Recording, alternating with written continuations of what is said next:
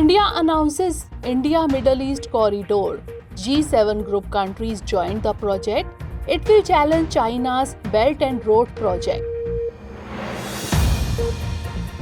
Global Biofuel Alliance launched at G20 meeting. America and Italy will become partners in the mission.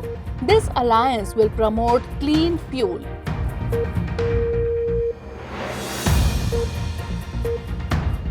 NPCI makes payment system easier for NRIs, will be able to make transactions through Bharat Bill Payment System. Use of UPI also possible for payment. Nipah virus increases concern in Kerala. 2 people died. This virus has spread from Malaysia. And health-related decisions taken in G20 conference. Health monitoring will be done under 3 priorities. Strategy will also be decided on diseases like TB and AIDS.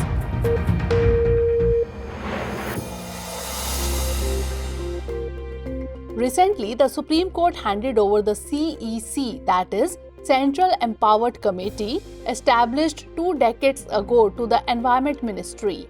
Now the Environment Ministry will control it and nominate its members. It will also take a final decision on its recommendations.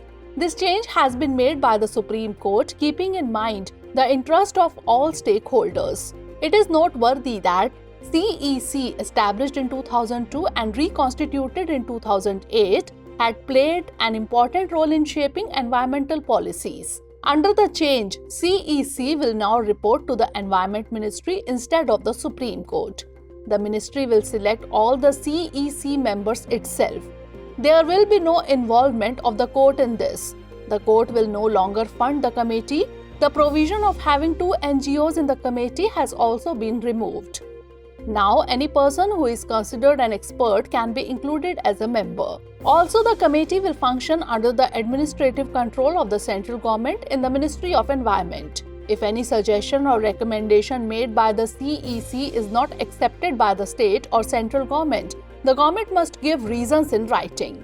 After this, the decision of the central government will be final. Let us tell you that the new CEC of the central government will include a chairperson, a member secretary, and 3 expert members. The chairperson must have a minimum of 25 years of experience in the environment, forestry, or wildlife sector. His or her tenure will be for 3 years. The member secretary should not be below the rank of Deputy Inspector General or Director in the government. He or she should have at least 12 years of experience in environment, forestry, or wildlife matters. 3 expert members should be related to environment, forest, and wildlife sector. Also, they should have minimum 20 years of experience. Although the restructuring of the committee aims to make it more efficient, questions remain about its independence under the complete control of the government. Recently, Prime Minister Narendra Modi announced the launch of India-Middle East-Europe Mega Economic Corridor.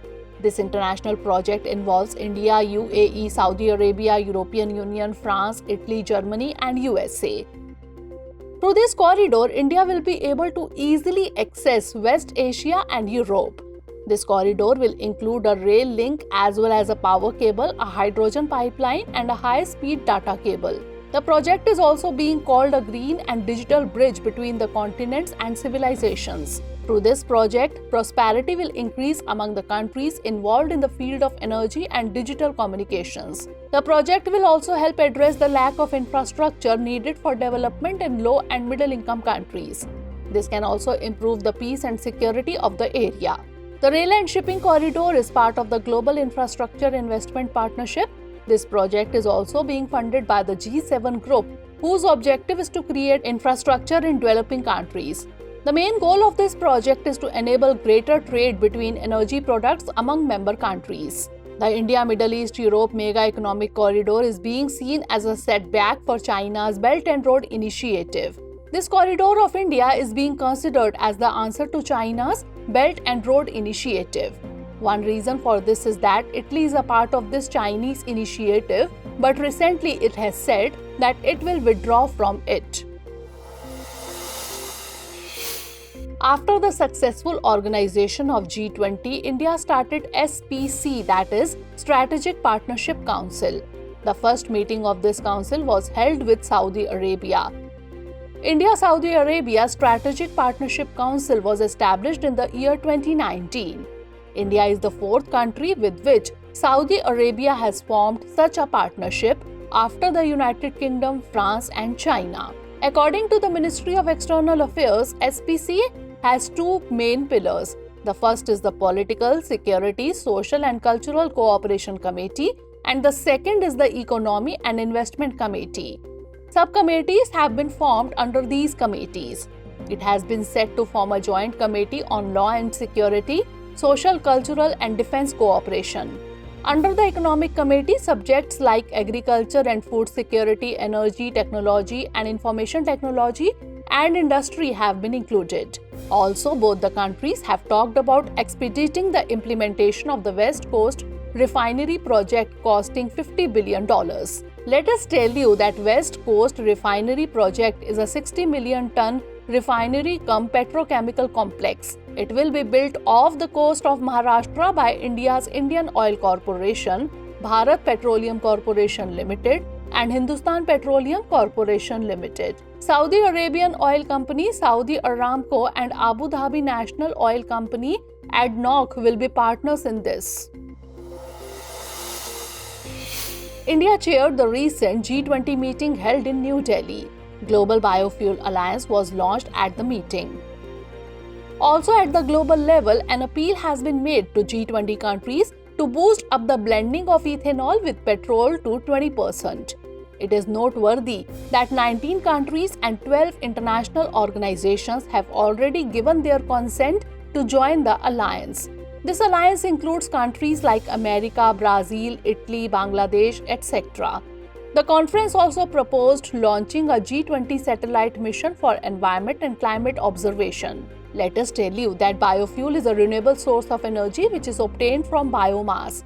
The objective of the alliance is to produce biofuels in a sustainable manner to ensure the supply of biofuels. It primarily focuses on strengthening markets, facilitating global biofuels trade, and providing technical assistance to national biofuels programs around the world. It is noteworthy that India imports more than 85% of its crude oil needs. In such a situation, sustainable production of biofuel will also reduce the energy import bill. It is believed that this alliance will help in strengthening India's position globally. It will help accelerate India's existing biofuels programs such as PM Jeevan Yojana, Satat and Gobardhan scheme. This will result in increase in income of farmers, employment generation and overall development of the Indian ecosystem. At the same time, the International Energy Agency estimates that there is a need to increase biofuels by 3.5 to 5 times by 2050. If this target is met, 7 billion tons of carbon dioxide emissions could be prevented by 2030. So far, about 3,400 gigawatt of renewable energy capacity has been installed worldwide. Recently, in the G20 meeting, the United Nations Secretary General in his announcement has asked to take action against the climate crisis. He has also been urged to emphasize the need for immediate response to deal with the climate emergency. Emission-related commitments have been announced on this basis. Apart from this, there has also been a call to stop licensing and funding for new fossil fuel projects to achieve the goal of the Paris Agreement. However, the G20 countries account for about 8% of GDP, more than 75% of global trade, and about 2/3 of the world's population. Notably, nationally determined contributions or NDCs are national climate pledges made under the Paris Agreement. It provides a detailed action plan to meet the global target of 1.5 degrees Celsius, adapt to climate impacts and ensure adequate finance. Under this, all countries submit an updated National Climate Action Plan every 5 years. According to Climate Watch, all G20 countries except Russia and Argentina submitted their first updated NDCs between December 2020 and April 2023. Key emissions-related targets are stated in the latest versions of the NDCs. To achieve the target, emissions will have to be reduced by 45% by 2030. Let us tell you that the target of NDC includes reducing greenhouse gas emissions by Australia 43%, China 65%, India 45%, Japan 46%, South Korea 40% and Russia 70%. Whereas the European Union is responsible for reducing greenhouse gas emissions by at least 55%, Brazil 50%, Canada 40 to 45%, Mexico 35%, Turkey 41%, United Kingdom 68% and America 50 to 52%. Whereas Saudi Arabia will reduce greenhouse gas emissions by 278 million tons of carbon dioxide equivalent annually and Argentina by 349 metric tons of carbon dioxide equivalent annually. According to the UNEP Emissions Gap Report of 2022, only 7 countries, that is China, US, India, EU, Indonesia, Russia and Brazil were responsible for about 75% of global greenhouse gas emissions in 2020. This is why emissions commitments call for countries to reconsider their 2030 targets in their NDCs. The declaration also calls for supporting the participation and leadership of women and girls in climate change, mitigation and adaptation policy frameworks. Recently, Botanical Survey of India was granted a patent for bamboo-based reusable straw. The Patent Office of the Government of India granted this patent. This straw is made from a bamboo species endemic to the Andaman and Nicobar Islands. The name of this species is Caesarostachium andamanicum. Let us tell you that this species was discovered on the island only 3 years ago. According to scientists, the speciality of this bamboo species is that its structure is like a thin, big hollow stem. Along with this, it has long internodes. The stem internodes of endemic bamboo have a structure similar to that of modern synthetic drinking straws. This is why straw can be easily manufactured from it. Let us tell you that the germplasm of this bamboo species is found only in some forested areas of Andaman. Making straws from bamboo will reduce the use of plastic straws. Along with this, if this species is used on a commercial level by the farmers of the island, then the economic condition of the farmers will also improve. However, in the year 2011, work on bamboo straws was started at the Dhanikhari Experimental Garden cum Arboretum of the Botanical Survey of India Regional Centre. Its patent was applied in 2018. Recently, the National Payments Corporation of India allowed to simplify the payment system for NRIs residing in the United Kingdom. NRIs, that is non-resident Indians, can now pay bills through BBPS, that is Bharat Bill Payment System. To make payment, they can use UPI, that is Unified Payment Interface, National Electronic Fund Transfer, Wallet, Debit and Credit Card. According to the Chief Executive Officer of BBPS, due to the high number of NRIs in the Middle East countries, BBPS is already working there. These include Oman, Kuwait, UAE and Bahrain. After this, now it is being implemented in Britain also. In future, there are plans to implement this system in countries like Canada and Singapore also. With the implementation of this system, NRIs living in Britain will be able to easily pay the bills of their family members in India. Till now, NRIs could only transfer funds to their family accounts. After this, the family members use this amount to pay the bills. Let us tell you that BBPS is operated by National Payments Corporation of India. It is an integrated bill payment system. In this, a person can make payment at any time and from any place. Through this, various types of bills, including electricity, water, gas, telephone, and insurance, can be easily paid. This initiative has been started under the G20 conference. It aims to enhance global financial inclusion through technological innovations and digital public infrastructure. India, one of the leading cotton producing countries, has seen a decline in cotton productivity in the last few years. According to recent data, there has been a decline in production and yield after the year 2013-14. In the year 2022-23, the cotton yield has come down to only 447 kg per hectare. The reason behind decline in cotton productivity is mainly due to Pectinophora gossipilla or pink bollworm. This insect lives only for 2 weeks but causes significant damage to cotton. These insects lay eggs on the cotton balls. Its larvae eat seeds and damage cotton fibers. Due to this, the yield and quality of cotton reduces. In 2014, unusually large numbers of pink bollworm larvae were detected on cotton flowers in Gujarat.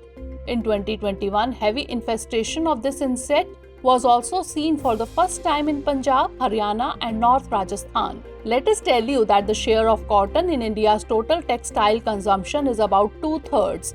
Also, the oil produced from cotton seeds is the third largest domestically produced vegetable oil in the country. It is noteworthy that mustard and soybean are at first and second place. According to the data of the year 2022, in the terms of cotton production, India is at first place, China is at second place, and America is at third place. Whereas in terms of consumption and export, India is at second and third position respectively. On the other hand, Gujarat was the leading state in cotton production in 2022-23. Maharashtra was at second place and Telangana was at third place. According to government statistics, these three states produce about 65% of the cotton in the country. Recently, Israeli researchers have successfully developed human embryo in the laboratory. This human embryo has been developed without sperm. Scientists created this embryo from a mixture of stem cells. However, this laboratory created embryo cannot be used for pregnancy. This model is only for studying the early stages of embryonic development. In fact, there is no way for scientists to ethically conduct research on the early stages of fetal development because it is very complicated to study after it is implanted in the uterus. These early changes are currently being studied in various laboratory models or donated embryos. This research may help better understand genetic and inherited diseases. Also, it will also be possible to detect any birth defect in the fetus at an early age. This research will help in understanding the genetic code of the embryo implanted in the uterus and the process of in vitro fertilization. Scientists have described it as one of the most complete models of a 14-day-old human embryo. The time period of 14 days was chosen because during this time the embryo naturally completes implantation. After this time period, division of the embryo is not possible. This time frame was first proposed by a committee in the United Kingdom in 1979. When the first test tube baby Louis Brown was born, it was shown that embryos could be kept alive in laboratories. Recently, 2 persons died in eCourt, Kerala. Nipah virus infection is being said to be the cause. 2 more people have been kept under the observation of doctors. Many cases of Nipah virus have been reported in Kerala since 2018. Apart from Kerala, Nipah virus patients have also been found in West Bengal. However, the first outbreak of this virus appeared in India in the year 2001. Notably, Nipah is a zoonotic disease. This means that it is spread to humans through infected animals or contaminated food. According to the World Health Organization, it can spread to another person through close contact with an infected person. Its symptoms are fever, headache, cough, sore throat, difficulty in breathing and vomiting, etc. In severe cases, encephalitis may occur, due to which the person may go into coma and may even die. Although the Nipah virus does not spread as fast as the COVID-19 virus, but it is more deadly. According to the World Health Organization, the estimated global mortality rate of Nipah is around 40 to 75%. The first case of Nipah virus in humans was reported in Malaysia in 1998. The virus takes its name from the village in Malaysia where the disease was first confirmed. The outbreak of this virus has been seen mostly in South and Southeast Asian countries. These include countries like Bangladesh, India, Malaysia, and Singapore. Recently, researchers from IISc, that is Indian Institute of Science, have developed a new technique to deal with cancer. This innovative technology will specifically detect and destroy the cells that form solid tumor clusters. In this technology, cancer will be treated using hybrid nanoparticles. Notably, in this new technology, hybrid nanoparticles made of gold and copper sulfide have been developed. In this, cancer cells can be detected using sound waves and they can be destroyed using heat.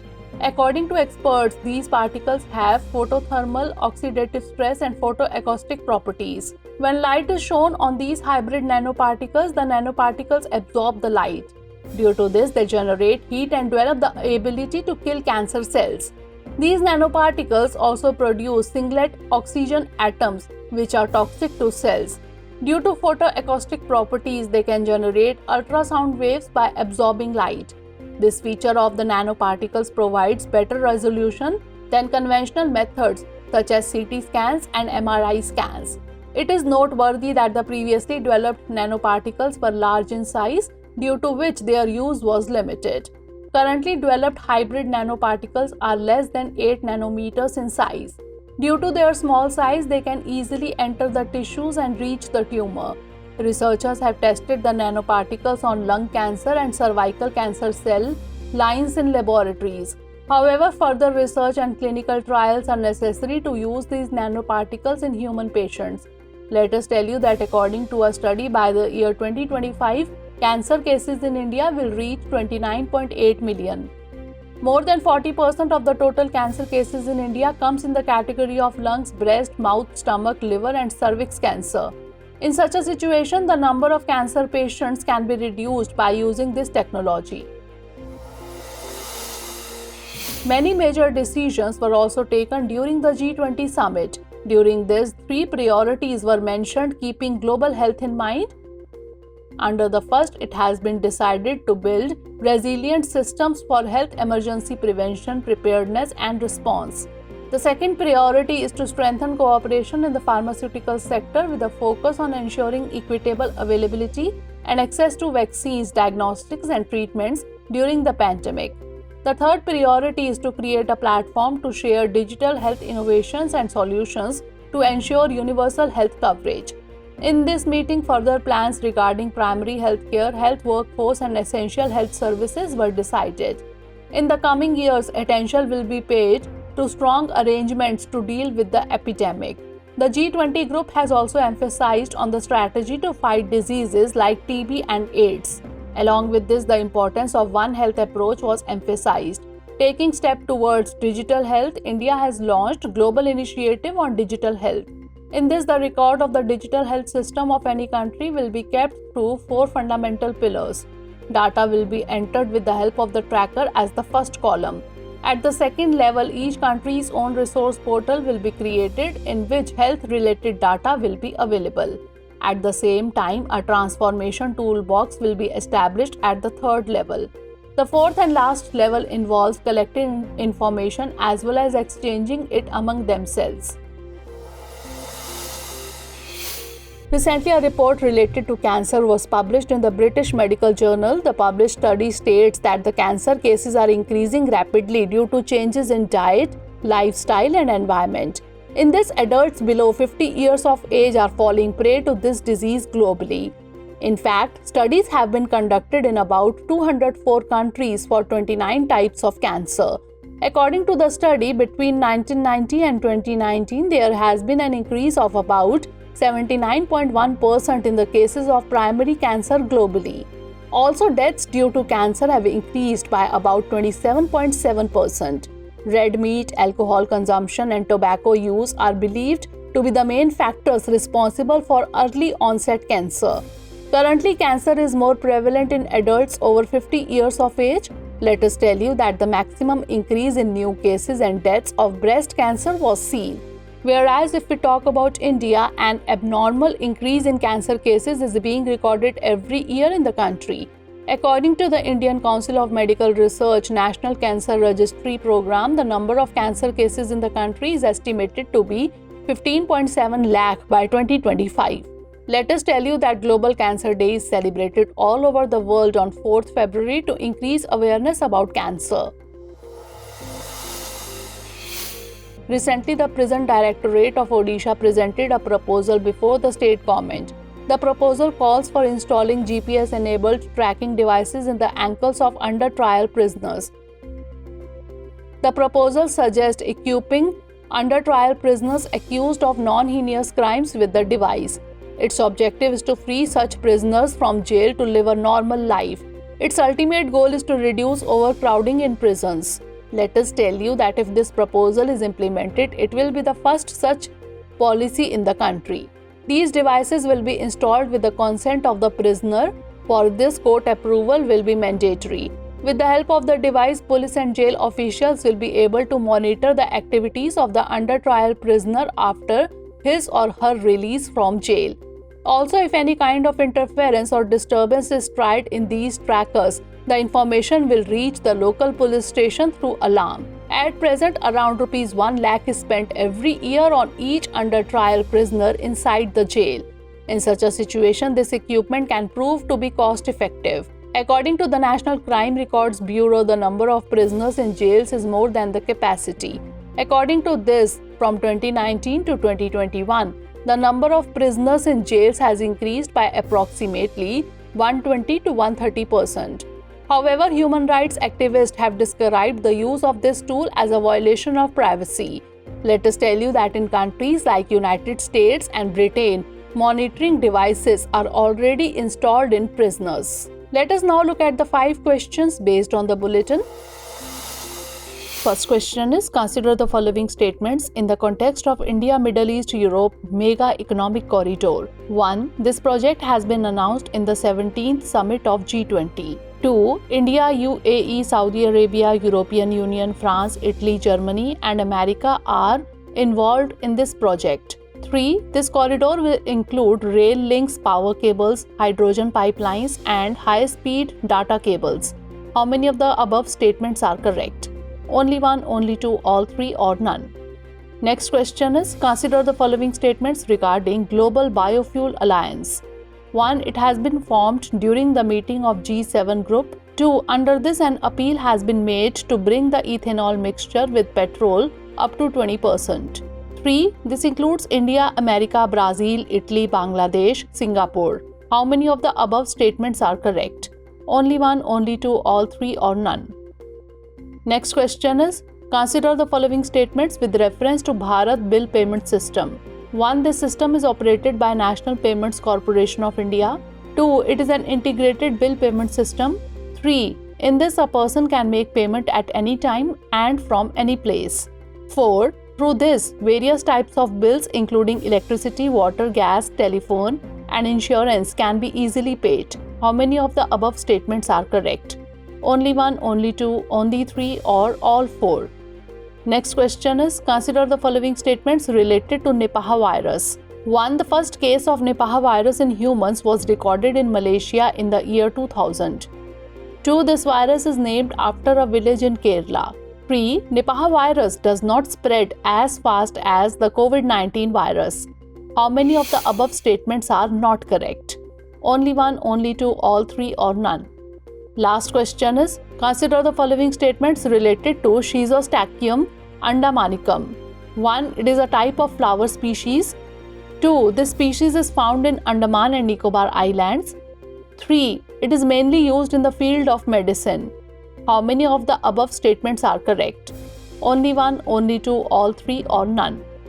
At the end, let us have a look at few more events of the last week in other news.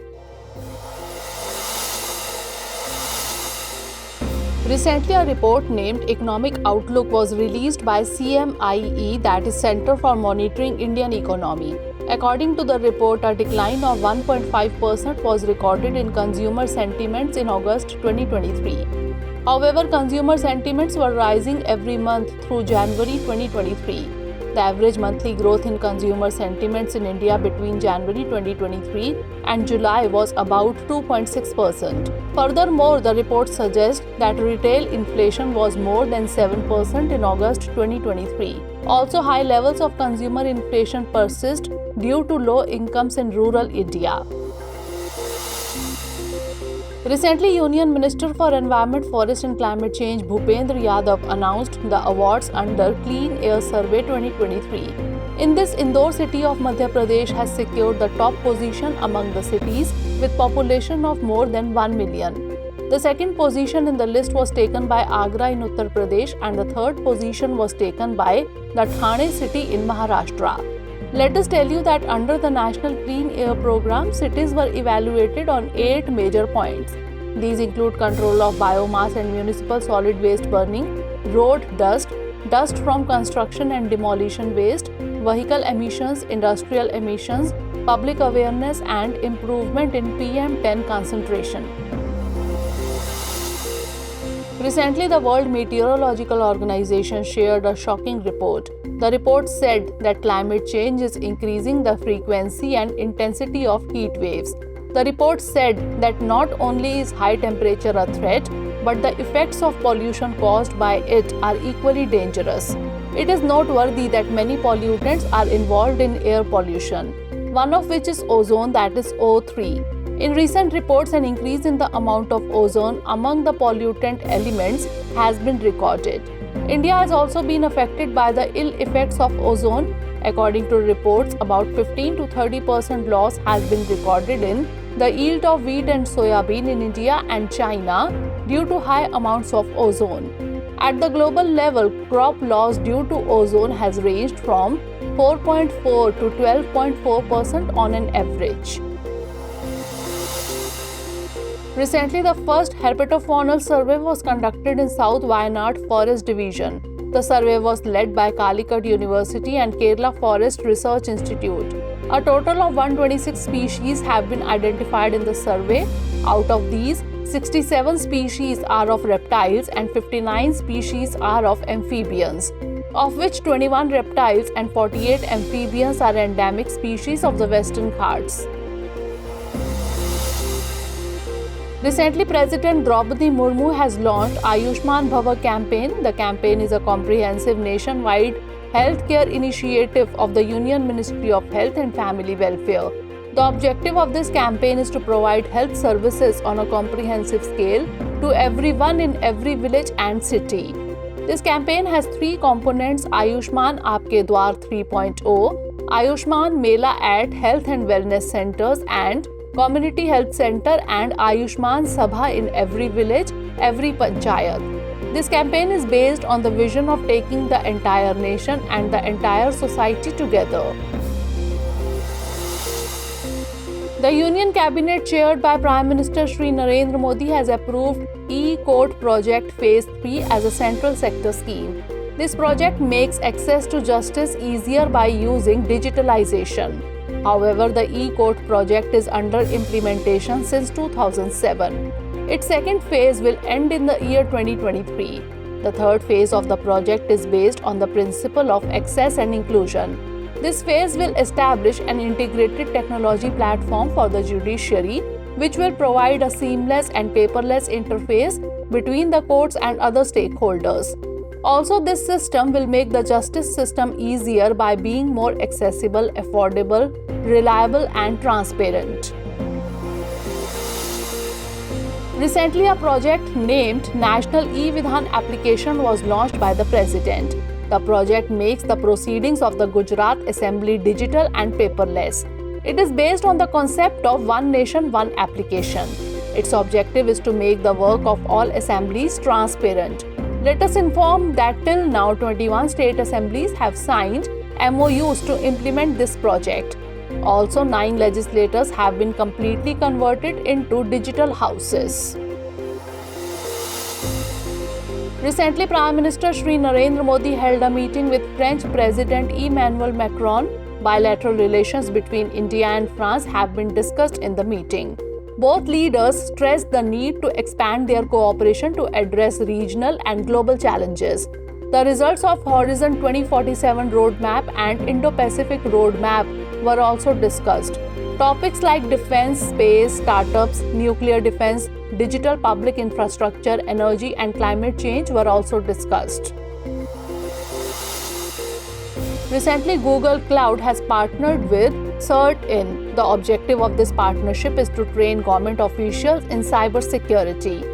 Let us tell you that CERT-In is part of the Ministry of Electronics and Information Technology, which deals with cybersecurity threats, hacking, and other cyber-related issues. In the training, the cyber force of officers will be taught how to use generator AI. It is also promoting collaboration to provide new secure services for Indians across the country. Generative AI is a type of artificial intelligence that uses machine learning algorithms to generate new original content or data. By using it, revolution can be brought in various industries. Recently, Divya Mela was organized by the Department of Empowerment of Persons with Disabilities in Varanasi for 10 days. The program was inaugurated by A. Narayan Swamy, Union Minister of State for Social Justice and Empowerment. About 100 disabled artisans from 20 states and union territories have been included in the fair. The initiative was launched in 2022 and is the 7th event so far. In this event, the products and craftsmanship of regular disabled artisans from across the country are being displayed. It includes products, handicrafts, handloom and packaged food, etc. from different parts of the country, including Jammu and Kashmir, northeastern states. Let us tell you that the event has been started with the aim of promoting the Vocal for Local program. Also, during the year 2023 to 2024, this program will be organized in 12 cities of the country. Recently, India and Saudi Arabia have signed an MOU for cooperation in the energy sector. In this, there has been talk of cooperation in many areas between the two countries. Both countries will make bilateral investments in the fields of renewable energy, power, hydrogen, and storage. We will also work on promoting digital transformation, cybersecurity, and artificial intelligence in the energy sector. This MOU will develop a strong partnership in the energy sector between India and Saudi Arabia. Also, Saudi Arabia will support India's efforts towards energy transition and transformation of the global energy system towards combating climate change. Recently, the first global symposium on farmers' rights was inaugurated by the President in New Delhi. It was organized by the Food and Agriculture Organization and the Secretariat of the International Treaty on Plant Genetic Resources for Food and Agricultural Plant Genetic Resources in Rome. India hosted this symposium for the first time. Its objective is to discuss important issues related to the rights of farmers. Eminent scientists and farmers from more than 80 countries participated in it. An exhibition was also organized in the seminar to showcase agrobiodiversity.